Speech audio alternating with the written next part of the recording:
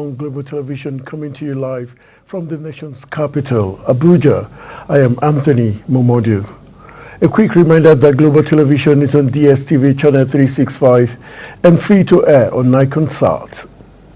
The federal government, through the Ministry of Works, has spent 92 billion naira for the rehabilitation of no fewer than 74 federal roads across 24 states of the Federation. Reports say the ministry had in October 2023 sought and received approval from the federal government for the quick rehabilitation and intervention of 260 critically failed road projects across the country. Meanwhile, in January 2024, the federal government released 108.5 billion naira out of 217 billion naira set aside for the emergency repairs of the 260 roads in 36 states of the Federation and the Federal Capital Territory, Abuja. The Nigerian Correctional Service has unveiled advanced security measures, including automated search systems and technology-driven surveillance. This is in a bid to clamp down on contraband, smuggling, and other criminal activities within the correctional facilities. It will be recalled that the service in 2023 confiscated and destroyed contraband items worth over 150 million naira from the custodial centers across the country, and prohibited items were seized through routine cell inspections and at the service headquarters in Abuja. The House of Representatives is considering a bill to alter the 1999 Constitution for the creation of a special account into which all borrowed fund credits and grants to the federal government shall be paid. The bill currently before the Committee on Constitution Review was sponsored by the member representing Darazo Ganjuwa Federal Constituency, Bauchi State, Mansour Soro. Soro, while speaking to journalists on the rationale for the bill, said the bill was to encourage greater transparency in the utilization of borrowed funds by dedicating a special account for it and have full disclosure on the utilization of the funds. He noted that having borrowed funds, grants, and internally generated revenue housed in same account made monitoring of utilization of loans difficult. The president of the Nigerian Bar Association, Afam Osigwe, SAN, has stated that the Nigerian judiciary is not as corrupt as it had been portrayed in recent times. Osigwe said the judiciary was also not the most corrupt institution in Nigeria, noting that the perception of corruption had been somewhat exaggerated, stating that reports from the United Nations Office on Drugs and Crime, the National Bureau of Statistics, and the various anti-corruption agencies were without facts. He, however, acknowledged that there were a few bad eggs within the system who were tarnishing the institution's reputation, and emphasized the need for them to rid themselves of corrupt practices. Meanwhile, the Minister of Works, Energy, Engineer David Umahi, has stressed the importance of providing infrastructure in justice delivery. He noted that infrastructure remains crucial for the stimulation of effective and efficient justice delivery system in every democratic dispensation.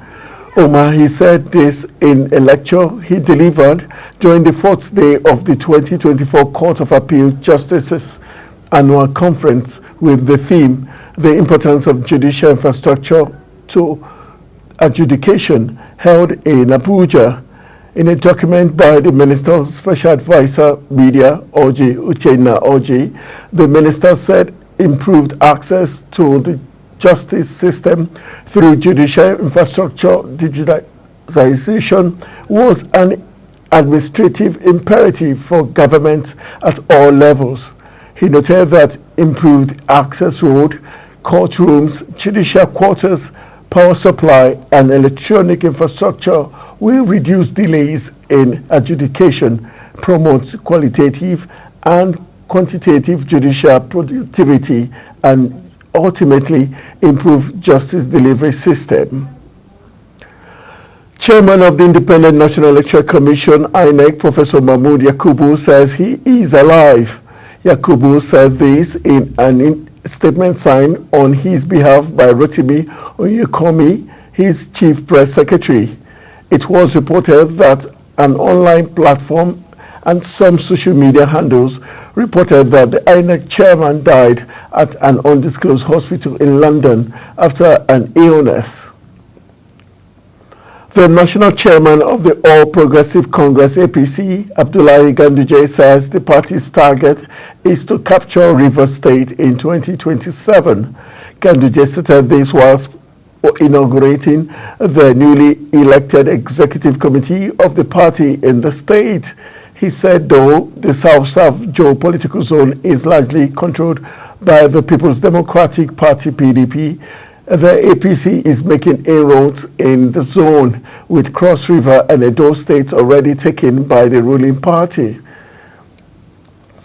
The United Nations says African continent has demonstrated commitment to promoting gender equality and the empowerment of women, with all countries on the continent ratifying the Convention on the Elimination of All Forms of Discrimination Against Women. Efe Okala, founder of the Impart Hair, a non-profit that is bringing the African female entrepreneurship financing gap, spoke exclusively to Global Television about these issues. Uyi Agbomofuegbe now reports. Driven by her passion to see African women thrive in business, especially in the area of financing, Yukala says a lot is changing regarding women-specific endeavors in Africa.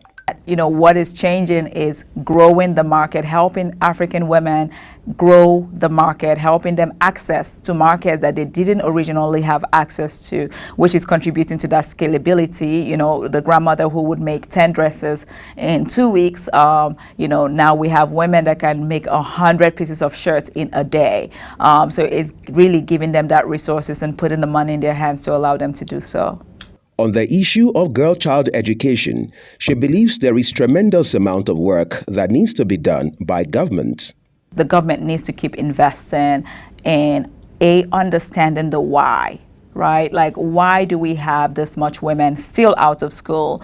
Is this, and I use the word investing because I feel like it's going to be deep research, right? We can't just assume what the problem is. So the government has to invest in that quest to find the answers of the why. Why are women out of school? Is this a situation where the parents feel that they would be more useful at home to help them with chores? Is there a way to negotiate with communities to say, you know what, allow, you know, your daughter to come out for school between these hours to these hours, and, you know, don't worry, we would subsidize that, you know, price for that land for you. I raised that model because I believe I saw that in Mozambique. I was in Mozambique a few years ago. At the turn of the 21st century, however, statistics have shown that domestic violence is one of the biggest challenges women face on the continent. Uyi Agbomofuegbe, reporting for Global Television News. The Academic Staff Union of Polytechnics has suspended its 2-week warning strike. The union, which had embarked on a 2-week strike on December 2nd over what it described as neglect of the polytechnics education in Nigeria and the other issues, thereby directed its members nationwide to resume duties on Monday. In a statement dated December 12th, the union's national president, Shaman Banja, said the strike was suspended following a meeting with officials of the Ministry of Labour and Employment, where a memorandum of understanding was signed with a caveat that another meeting would be held on January 23, 2025, to end the industrial dispute finally. Banja also stated that the union's National Executive Council will meet to review the situation ahead of the meeting with government in January. The authorities in Finland have frozen the assets of Simon Ekpa, the self-acclaimed Brevian agitator facing allegations of terrorism-related activities. A local newspaper says the Finnish government also froze the assets of companies associated with Ekpa and 4 of his accomplices who are in remand. Ekpa is reportedly being held in the Keimakoski Vankilas, which is reputed to be one of the world's toughest prisons. The Apex Igbo Social Cultural Organization, Ohaneze Ndi Igbo Worldwide, has announced the appointment of Fidelis Chukwu as its new President General, according to a statement by the group's National Publicity Secretary, Alex Ogbonia. Chukwu is to complete the Imo State tenure, which ends on January 10, 2025, following the death of 2 previous leaders of the organization. Also in the news, the senator representing Delta North Senatorial District at the National Assembly, Ned Nwoko, has called for unity amongst the Igbo extraction as a significant move to address pressing issues within the Igbo community. Senator Nwoko made the call at the 2024 O2 Okaiwu Week event held in Abuja and tagged strengthening Igbo unity, the quest for the creation of new state in Southeast. In a statement by his media consultant Mike Oga Gabriel, Senator Nwoko stressed the imperativeness of unity among the Igbo people, urging them to come together to achieve their collective social, economic, and political aspirations. You are watching Midday News on Global Television, coming to you live from the nation's capital, Abuja. When Midday News returns, cyclone kills 14 people in France. Details of these, as well as business and sports stories, coming right after the break. Please stay with us.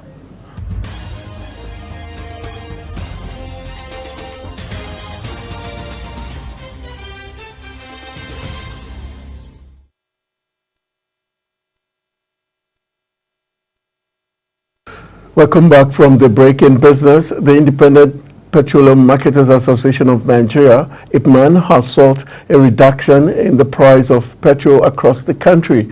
The group urged the Dangote refinery to consider reducing its ex-depot price from 970 naira per litre, since the estimated cost of landing petrol on Nigeria's shores has dropped to 900 naira 28 kobo per litre.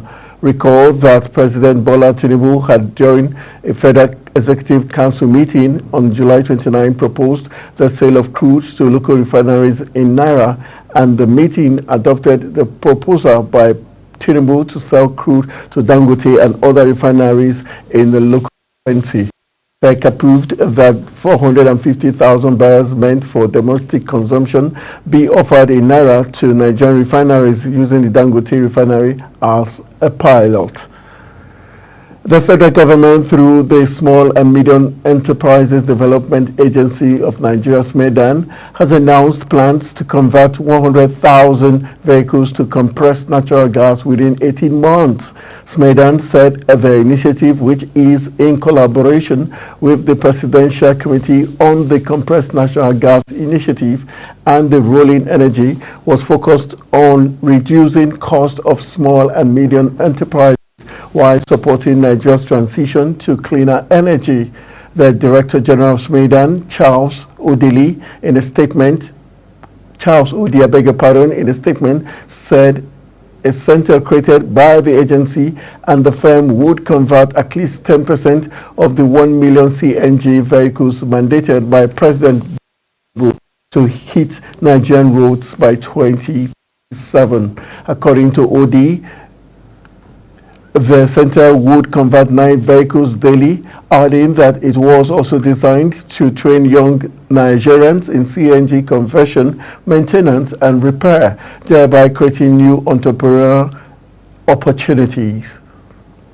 Vice President Kashim Shettima says there is no way Nigeria can dream of meaningful economic development without addressing the power sector crisis and ensuring the country has access to electricity and other affordable energy. Shettima made the statement when he inaugurated the National Economic Council Ad Hoc Committee on National Electrification and Council's Ad Hoc Committee on Polio Eradication at the Presidential Villa in Abuja. He urged leaders in the country to rise above differences to confront the power sector crisis and become part of the reincarnation of Nigeria, an industrialized nation. Nigeria Sorrento Energy Resources Limited has unveiled a $350 million floating production, storage and offloading vessel to boost Nigeria's oil production capacity.